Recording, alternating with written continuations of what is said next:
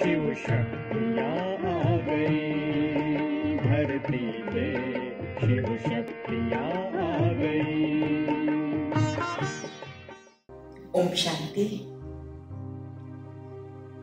कलश स्थापना, अखंड दीपक जगाना और साथ साथ प्रतिमा की स्थापना के साथ ही देवियों का आवाहन, वंदन और गायन पूजन शुरू हो जाता है। चारों तरफ माहौल में सबके चेहरे पर पवित्रता के वाइब्रेशंस नजर आते हैं।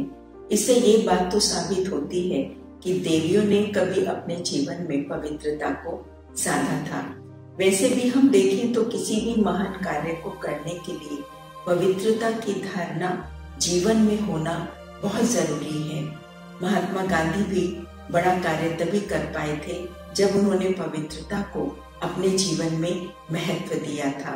और ये पवित्रता की धारणा हमारे जीवन में राजयोग के द्वारा आती है। तभी कथा के अंदर ये बात आती है कि पार्वती ने शिव के साथ जब योग साधा था तो उसने शिव को वर लिया था। वास्तव में देखा जाए तो ये कथा का कोई सिंबॉलिक मीनिंग है और जब हम इसके गहरे राज को समझते हैं तो हमें ये मालूम पड़ता है कि इसके पीछे दुनिया का एक बहुत बड़ा वृत्तांत छिपा हुआ है। आध्यात्मिक भाषा में पार्वती माना पार वतन में रहने वाली बत्ती अर्थात ज्योति, और ये शब्द आत्मा के लिए प्रयोग हुआ है। आत्मा को ज्योति कहा जाता है जो कि भ्रकुटी के बीच में निवास करती है और ऊपर से अर्थात पार वतन से इस सृष्टि में रंगमंच पर अपना रोल प्ले करने के लिए आती है। तो जब हम मनुष्य आत्माओं का परमात्मा के साथ कनेक्शन जुटा रहता है कंटिन्यूअस, तो कंटिन्यूअस कनेक्शन जुटे रहने से ये सबसे बड़ा फायदा होता है कि हमारे अंदर में जो छुपी हुई शक्तियां हैं हम उसके बारे में अवेयर हो जाते हैं। सबसे पहली शक्ति हमारे जीवन में आती है पावर टू विड्रॉ, अर्थात विस्तार को संकीर्ण करने की शक्ति।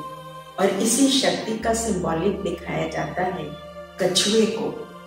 कछुए की ये विशेषता होती है कि वो जब चाहे अपनी कर्मेंद्रियों को सिकोड़ लेता है और जब चाहे वो उनको फैला लेता है।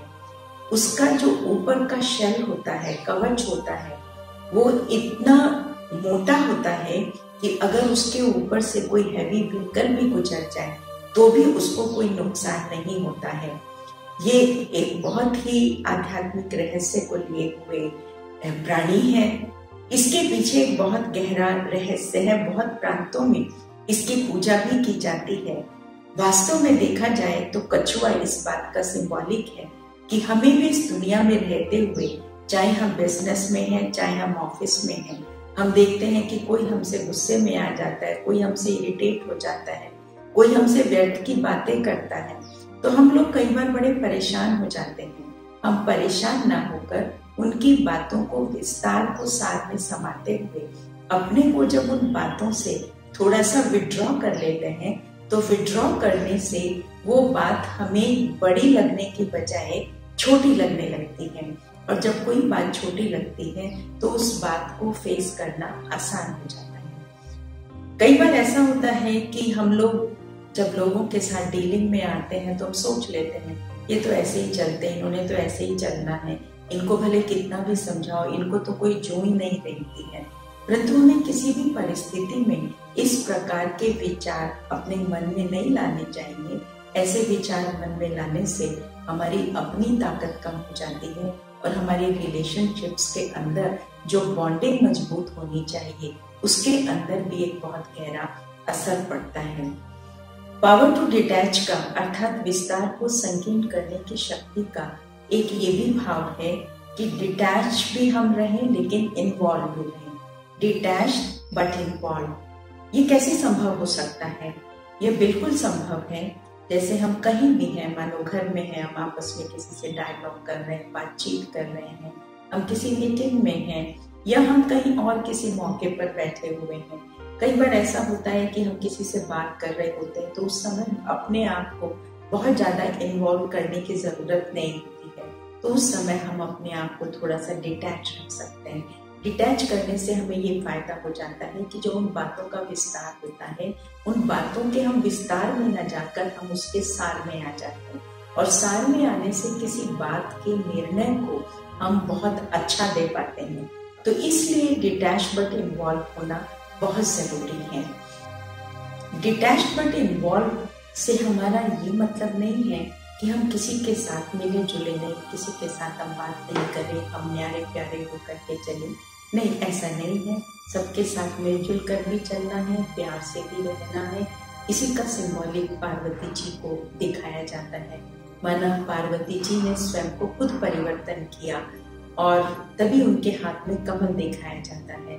कमल जो है इसी बात का सिंबॉलिक है कि हमें दुनिया में रहना है, दुनिया से भागना नहीं है, दुनिया से डरना नहीं है, उनके साथ रहते हुए ही हमें सब कार्य करना है। इसलिए जब नवरात्रों के दिन आते हैं तो पार्वती माँ का बहुत सुंदर चित्र सजा कर श्रृंगार कर रख दिया जाता है लोगों के दर्शन के लिए, और जो इसी बात का सिंबॉलिक है कि हमें अपने जीवन को दिव्य गुणों से श्रृंगारना है। ओम के मंत्र का उच्चारण किया जाता है, जो इसी बात का सिंबॉलिक है कि मैं एक आत्मा हूँ, जो भी डिटैचमेंट की तरफ ही हमें लेकर के जाता है। इस प्रकार से पार्वती माँ के साथ दो गाय भी दिखाई जाती हैं। एक ये लाइफ गिविंग फोर्स का सिंबॉलिक है, क्योंकि गाय की हर चीज काम में आती है। तो हमारे जीवन से भी हर एक को कुछ ना कुछ मिलना चाहिए, हम सदा देते रहें, और ये तभी संभव हो सकता है जब हम अपनी शक्ति को कार्य करते हुए बचाएं। तो आइए हम इस शक्ति को भी अपने जीवन में इन्वोक करें, आवाहन करें, ताकि हम अपने जीवन को एम्पावर कर सकें और हम भी पार्वती माँ जैसा उनके समान अपना जीवन बना सकें। तो आइए 2 मिनट के लिए हम साइलेंस में बैठते हैं, बुद्धि चारों तरफ से समेटते हुए स्वयं को ये संकल्प दें,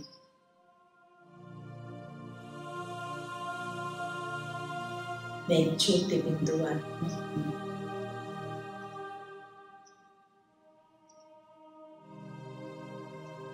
पार्वतन में रहने वाली बत्ती अर्थात पार्वती मुझे कार्य करते हुए कार्य व्यवहार से अपने आप को डिटैच भी रखना है और इन्वॉल्व भी रखना है।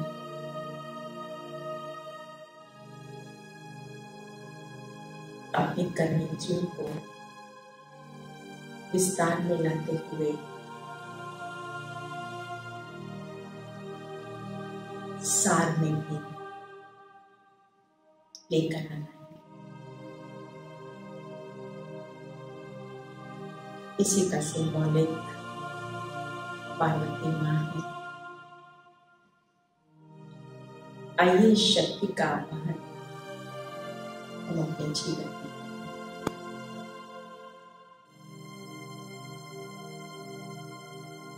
ओम शांति।